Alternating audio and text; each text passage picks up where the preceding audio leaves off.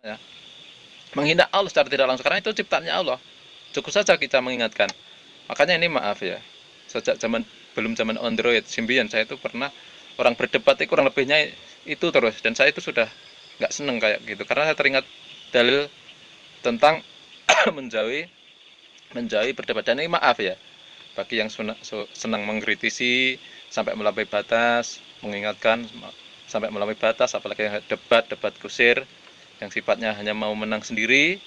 Tanda-tandanya menang sendiri itu kalau yang lain itu berargumen yang benar itu memang nggak diterima karena sudah ada kebencian sedikit saja itu bagaimana dikupas dijatuhkan, dan ini Allah tidak suka.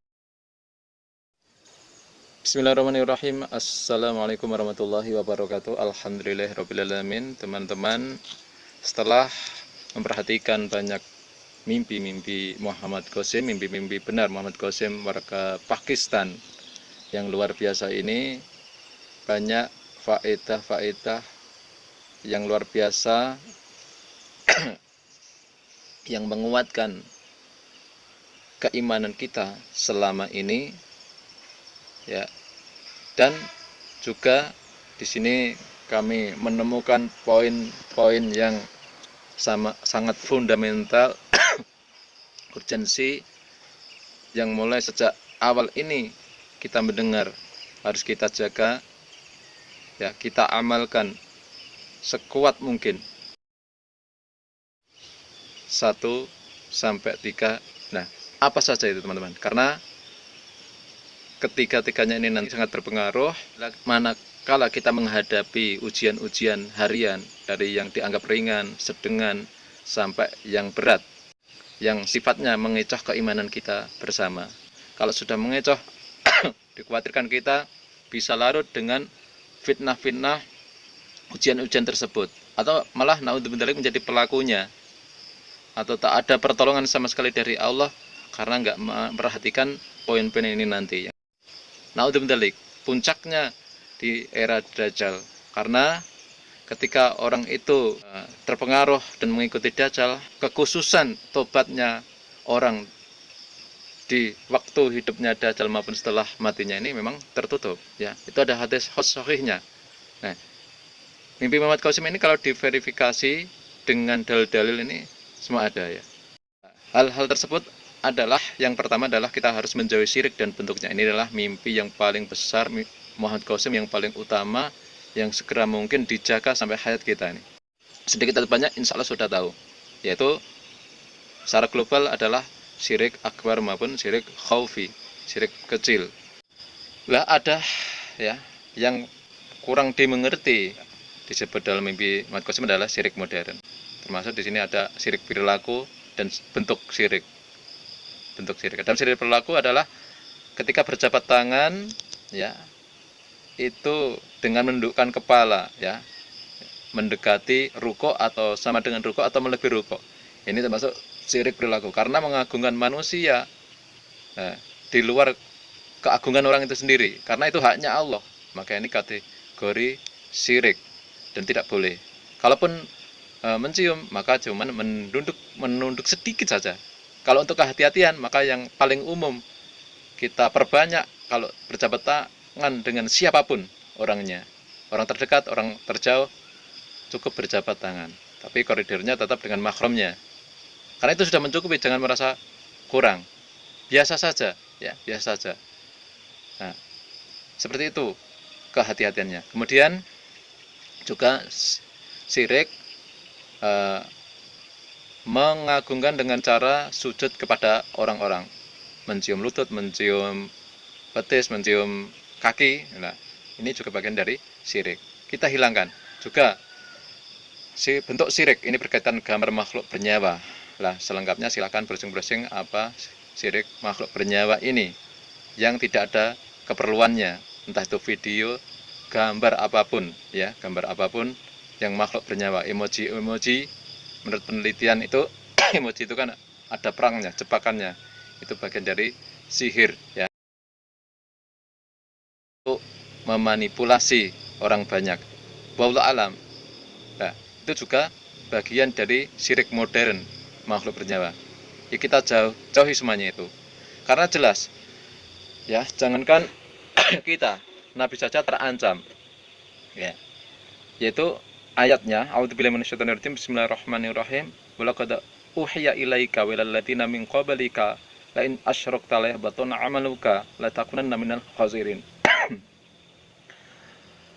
Wahai Muhammad, aku Allah telah niscaya benar-benar telah memberi wahyu kepadamu dan memberi wahyu kepada orang-orang sebelum kamu. Andaikan kamu sampai menyekutukan Allah, maka niscaya betul-betul amalanmu baik, amalan hati, amalan lahiriah, ya, itu kan perwujudan keimanan itu sendiri.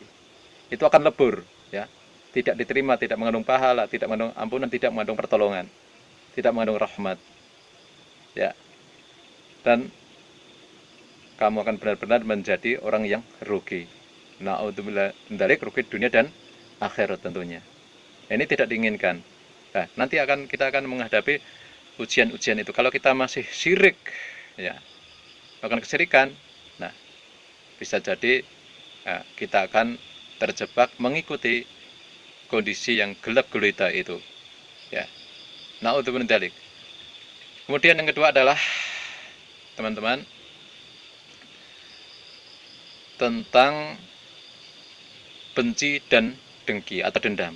Nah, di dalam mimpi Ahmad Qasim dijelaskan dan banyak hadis-hadis yang menerangkan tercelanya dengki, dendam ini ya.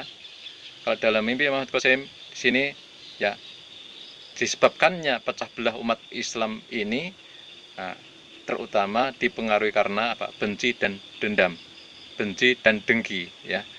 Orang itu kalau sudah benci betul, dipatenkan ya, akan menjadi dendam atau akan menjadi dengki. Contoh simpel, kalau berbeda golongan, lain golongan, meskipun lain golongan itu menyampaikan dalil-dalil yang benar, mengamalkan dalil-dalil yang benar berdasarkan Quran dan Sunnah, tetap akan tertolak. Karena apa? Ada unsur penyekatnya, yaitu kebencian. Ya, walaupun itu benar, ya, kebencian dulu. Tapi kalau orang yang jujur, yang adil, itu tidak. Ya, diakui bahwa itu adalah benar. Seperti mungkin ini sudah waktunya sholat, agak mundur sedikit. Kemudian ada orang kafir tulen, orang musyrik tulen mengingatkan, nah, kamu kan ini waktunya sholat. Kalau orang jujur itu membenarkan.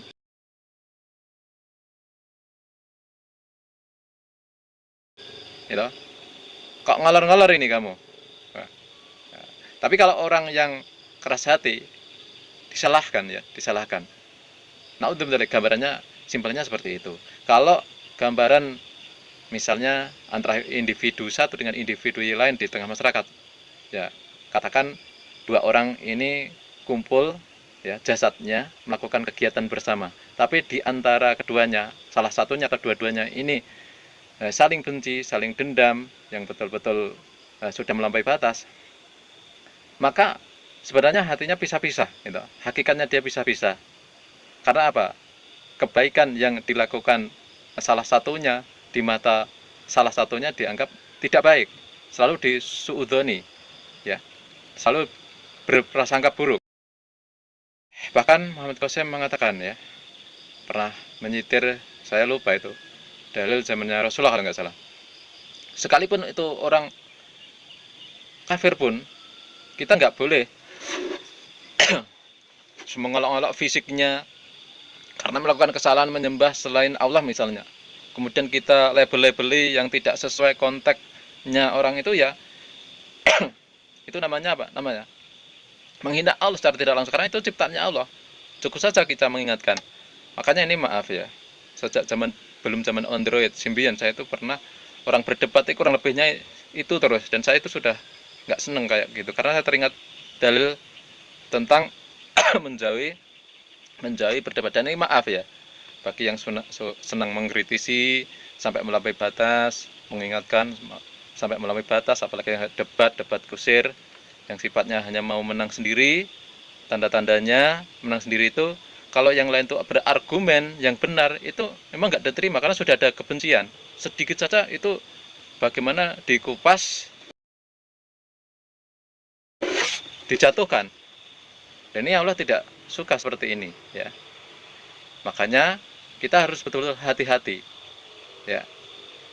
Ya, disitulah efeknya orang yang dengki, benci, dendam, ya.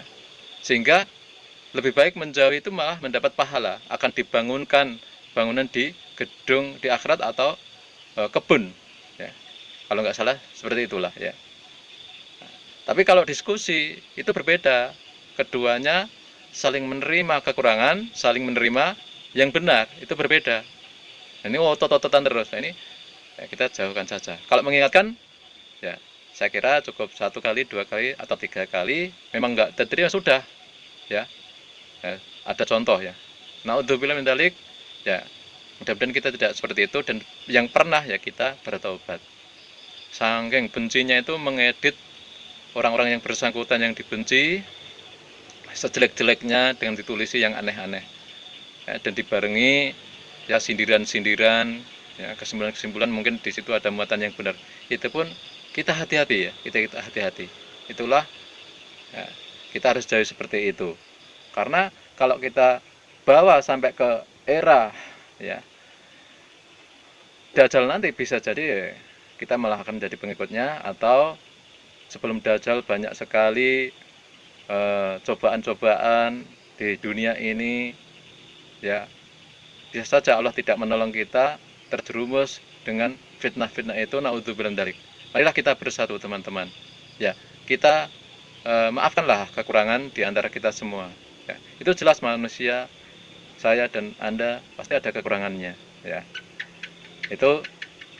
Kemudian yang ketiga adalah jujur, dan bisa 4, atau sebaliknya jangan sampai dusta, ya. Ini nilai yang sangat besar yang akan bisa mengislah, yang seseorang, ya, siapapun yang mau berkarakter jujur walaupun masih punya kekurangan. Allah berdasarkan firman-Nya Allah, surat Al-Ahzab ayat 70-71, ya ayyuhalladzina amanu taqullaha wa qulu qawlan sadda yuslih lakum a'malakum wa yaghfir lakum dzunubakum wa may yuti'illaha wa rasulahu faqad faza fawzan 'azima. Wahai orang yang beriman, bertakwalah kepada Allah, takutlah kepada Allah, kemudian berkatalah yang benar, ini yang jujur berarti. Nanti Allah akan mengislah, memperbaiki amalan-amalanmu, ya, ditingkatkan dari yang kurang menjadi lebih baik, dan mengampuni dosa-dosa kalian. Barang siapa yang taat Allah Rasulnya, berarti dia betul-betul beruntung dengan keuntungan yang besar, ya, karena kita mau memperhatikan ini.